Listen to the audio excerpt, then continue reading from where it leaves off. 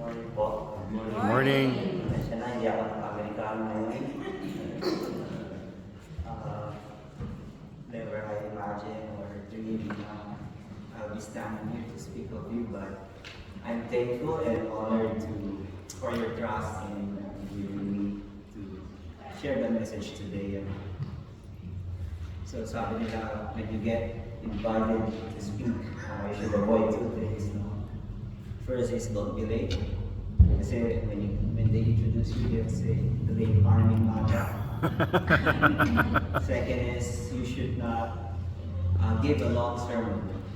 The average attention span of people today is just 5 minutes. And then they lose interest in you. And there's a trend going on right now. They call it the TikTok mind, which is happening to the kids and also to some adults. Like in 3 seconds, 5 seconds, if they don't find you interesting, they just swipe and swipe and swipe. It's kind of alarming because it impairs the child's ability to learn, concentrate, focus, and absorb the knowledge that they need. Kaya, ayun po, tapos na. 5 minutes na. So, okay, before this becomes a comedy stand-up show, I'll start, and my message is still about Christmas, the most wonderful time of the year. Christmas calls us to worship. Christmas is a revolution of love. Christmas is a promise of hope. Allow me to tell you a Christmas series that started with Mary. Not because my wife's name is Mary, but because Mary's story is one of the most inspiring for me, and I think it's relevant in what's happening today. Mary was a peasant girl in a culture where women were barely noticed except as a wife and a mother. Mary, at the age of 15, was betrothed to a carpenter named Joseph. Following the engagement ceremony, there came a visit by the angel Gabriel, the announcement that she had been specially chosen, handpicked by God to bear his son Jesus, his Messiah, who would establish a kingdom that would never end. Mary knows that she is nothing special to the eyes of the world. She is understandably overwhelmed, troubled, confused, as she lived in a community that will ostracize her. She was betrothed, but not officially married. She was a virgin, yet she could not prove that to the common man. Rather than rejecting this news out of sheer fright and concern over the social implication of a sudden unwed teenage pregnancy, Mary says in Luke 1, verse 38, "Here am I, the servant of the Lord. Let it be with me according to your word."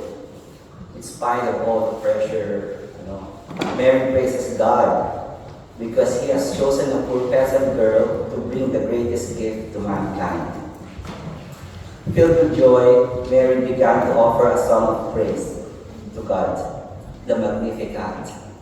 It's not a magnificent feel-like creature, but it is a Latin word that means, "My soul magnifies the Lord." It's also the greatest Christmas song ever, singing her song of exaltation, her hopes for the new kingdom and the coming Messiah to save the world. What then is the significance of Mary's song for us? Her song are words of hope for the lowly and judgment for those who trample the helpless. Mary's longing reflects the age-old Jewish yearning for a Messiah who will usher in a new kingdom, the kingdom of God, whose very essence and core is Jesus, his life and ministry, who we celebrate at Christmas time. I would like to highlight the significance of Mary's song in 3 types of groundbreaking prophetic changes. Number 1 is moral breakthrough. Christmas will bring about a moral revolution. Her words in verse 50 to 51, "He has done a mighty deed with his arm. He has scattered the proud. His mercy is for those who fear him from generation to generation. She is actually speaking the death of pride. In 21st century society, we hold a lot of pride. We tend to turn a blind eye to those in need, and sometimes we refuse to ask for help when we need it because of pride. Our pride can hold us back from acting on God's direction and being obedient. An example of this moral breakthrough and a death of pride in action is the story of Joseph as the father of Jesus. God chose Joseph, the father of Jesus, to show us that the birth of Jesus welcomes ordinary people who are obedient to his will and are humble in heart. Joseph sometimes feels an almost forgotten man at Christmas.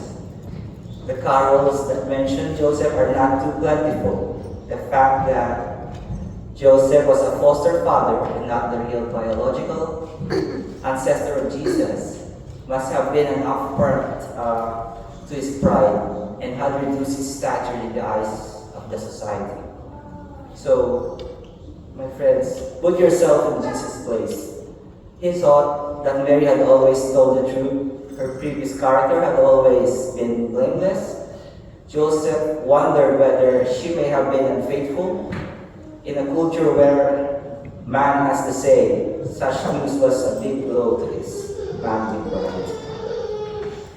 But Joseph, he was a righteous man.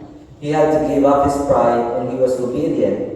When the angel explained to him how Mary had come to be with a child, he took Mary as his wife, did precisely as the angel had instructed, and acted in a simple faith to obey.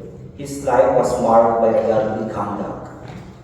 So God used Joseph to show the world that the coming of Jesus Christ means that God has set a moral revolution, that pride has no place in his kingdom, but humility and obedience are key to a compassionate world.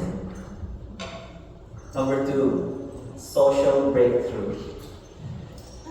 Christmas will bring about a social revolution. The Song of Mary is a revolutionary bombshell because it turns the values of this world upside down. The coming of Christ brings about a great reversal of fortune in the society. The Magnificat is a prelude to the whole gospel, and the theme of the whole gospel is that God exalts the poor. God cares for the poor. Mary says on verse 52, He has toppled the mighty from their thrones and exalted the lowly, lifting the humble. Also, the shepherds at the nativity scene is God's way of showing the world that those who are at the margins of society are lifted up and can have a place of honor in God's kingdom. The first people to receive the news of birth of Christ were a group of shepherds who were tending flocks that night outside of Bethlehem. On this miraculous night, a host of angels chose a group of people labeled by the society as dirty and considered outcasts. To this outcast, God has chosen to reveal the awesome news of a Savior's birth, a privilege and honor given by God to the outcasts instead of the Pharisees and the rulers. We can learn a few things from this. Our society puts a lot of importance in prestige and wealth. The more we have, the better we are. God is providing that the world's labels and prestige are not important to Him. To live in obedience to God, we should not gain wealth and let our fellow man go hungry and deprived. Don't get me wrong, Paul. Having wealth is not a bad thing. The challenge is how we choose to use our wealth to honor God. For the third significance, Christmas and economic revolution, Mary on verse 53 said, He has filled the hungry with good things and sent the rich away empty. The economic revolution can be seen in the importance of the manger. The word manger comes from the Latin word mandocare, which means to eat. A manger or crib is a wooden or stone food box that holds hay for larger farm animals like cattle, horses, and donkeys. Farmers ensure that the mangers are well supplied with food so animals never go hungry. Jesus was not laid in a manger by accident. It is a major spiritual symbol. Animals go to the manger for physical food, but Jesus lying on the hay, we can go to the manger for food, not only for our souls, but for every aspect of our life, body, mind, and spirit. His birthday offered the fullness of life.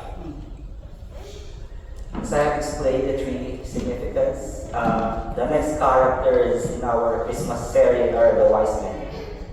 Their desire to find and worship the King and offer generous gifts means that they had to defy the order of King Herod, whose intent is to kill baby Jesus. Worship is what drove the wise men to visit Jesus. What was the symbolism of each of the Magi's gifts? Number one, gold. Gold points to Jesus' royalty, God coming down from heaven as our King. Second is frankincense. It is an expensive fragrance signifying Jesus as divine. Third is the myrrh. It is a specific kind of costly perfume, an antiseptic anointing oil, and embalming fluid signifying Jesus' humanity and his death for our sins. Everyone has a place in the kingdom of God, although the poor and the needy have a special place in the heart of God. The Lord sees the intentions of every heart. The rich, as represented by the wise men in the Christmas story, demonstrate that having wealth is not a bad thing. The issue is the intentions of our hearts and how we choose to use our wealth to glorify God and participate in the building of His kingdom. So to recap, if God wanted wealth for His Son, He could have arranged it. If God wanted power for His Son, it would have been done. If God wanted Jesus to be born in the lap of luxury, He only needed to say the word, but God didn't have to do it that way. That is the beauty of Christmas. Like Mary, there are countless people in this world who are poor, who live without conveniences that you and I sometimes take for granted, like clean water, enough food to eat. Like Mary, there are those in this world who have been pushed to the margins of society because of the situations in which they live, because of the labels placed upon them. Like Mary, there are those who are oppressed and treated with suspicion because of their race, their color, their gender, religion, and treated as less because of who they are. These are the sad realities we face today. But let's not be heartbroken, brothers and sisters. Let me share to you a personal story. When I was young, I grew up in a home with a pastor who almost became a bishop. You can imagine the numerous Bible quizzes and Bible studies we have every family reunions, right? I'm really nervous on these events kasi lagi akong talo. I always lose to my cousins who are far more intelligent than I'll ever be. But there is this one question that really is memorable for me. One of my aunts asked us, why did God created man and women on the 6th day before He rested on the 7th? Any ideas? Because God wanted it to be perfect for us. There is air we can breathe, there is water to drink, and there are plants and animals for food and nourishment. He already provided everything we need, even before we came to be. He even created the intangible things that made our lives better and colorful. He created math, science, and other fields of studies that enabled man to achieve technological breakthroughs that improve our lives. He created music. We did not invent the 7 musical notes. God gave this to us. I was able to make you laugh earlier because God created humor. You see guys, Genesis pa lang, mahal na tayo ng Diyos. And His greatest act of love is Christmas. when He gave us Jesus Christ, our Lord and Savior. I'm not saying life will be easy. It's not always rainbows and sunshine. Sometimes life throws you a sucker punch. In fact, after Jesus was born, there was a threat of Herod's violence. As explained in Matthew chapter 2, verse 13 to 23. After the Magi leave, an angel appears to Joseph in a dream and warns him that Herod intends to kill the child. Joseph immediately takes Mary and Jesus and flees to Egypt under the cover of night. After Herod dies, an angel once again appears to Joseph, telling him it is safe to return. However, Joseph avoids Judea because Herod's son, Archelaus, rules there and instead settles in Nazareth. What does this tell us? It tells us that evil is real. It does exist, but it does not win. Amen. There is suffering, but suffering does not mean abandonment. God can use difficult situations, difficult seasons to prepare us and to train us. God guides us step by step, but we need to reciprocate it with faithful obedience. Because God is faithful to His promises. My dear friends, as we prepare for the coming year, let us remember that God is our refuge and strength, our ever-present help in danger. Like Mary, let's sing with hope-filled voices that one day the world will be put right. One day, justice will roll out like waters and righteousness like an ever-flowing stream. One day the oppressed and the downtrodden will be lifted, and those who have elevated and exalted themselves will be humbled. We sing because Christ is among us now and is bringing the fullness of God's joy. Let us sing Mary's song, knowing that her song is a song of hope, a song of joy, a song of love offered to all those who welcome Jesus Christ, our Lord and Savior. Amen. Amen. Amen. Thank you all. I hope those claps are for the Lord. Yes.